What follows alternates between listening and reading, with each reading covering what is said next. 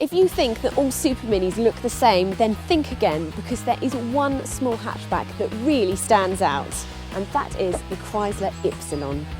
Really, this thing looks like nothing else on the road, and if you think the front grille is dramatic, it's nothing compared to the rear. The interior is very distinctive too. Chrysler has gone for centrally mounted instruments, and this makes the car feel like a tiny MPV. Thankfully, the dials are easy to read and the controls are logically laid out.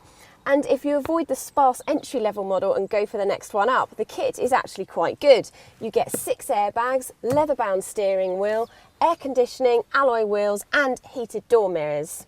The next one up after that, which is the limited top of the range, you get leather on the seats, climate control and USB for your stereo.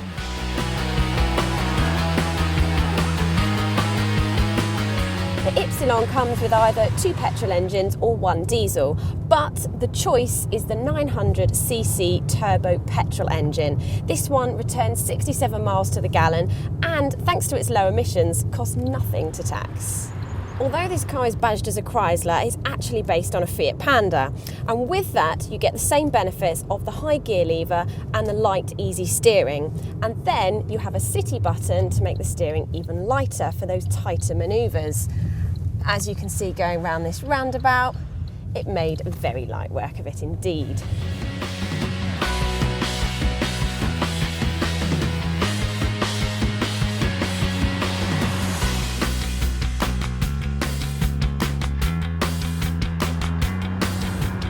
When you take the Ypsilon out of town, you really notice its weaknesses.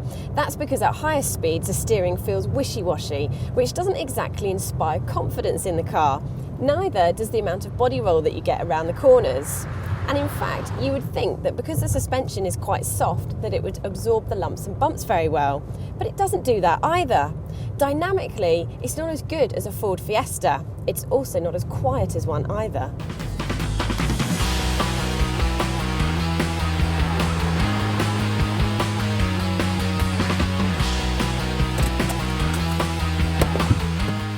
Another problem I have with this car is its ergonomics. To get a comfortable driving position is quite a faff. All the controls are quite fiddly and not particularly nice to use. And also the steering wheel, well, although there's rake adjustment, there's no reach adjustment. And as for storage, well, that's not very good either, and I'm going to demonstrate that with the classic CarBuyer big bottle test. I can't really find anywhere for it to go. I think it might fit in the glove box. No, it won't fit there either. And as for quality, well, there's this nice touch, soft feel on the dash, but the rest of it feels quite plastic and flimsy. I think I could probably even break this. That's not very good, is it?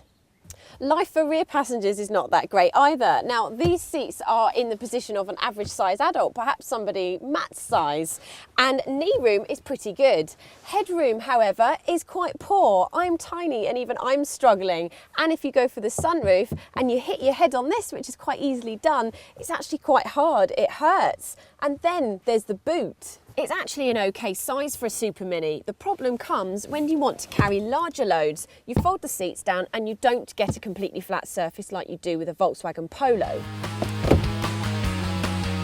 And that's the main problem with the Chrysler Ypsilon. It's similar money to the Europeans, but it's not quite as good as them in many respects. However, if you want something that stands out from the Super Mini crowd, there's nothing quite like it.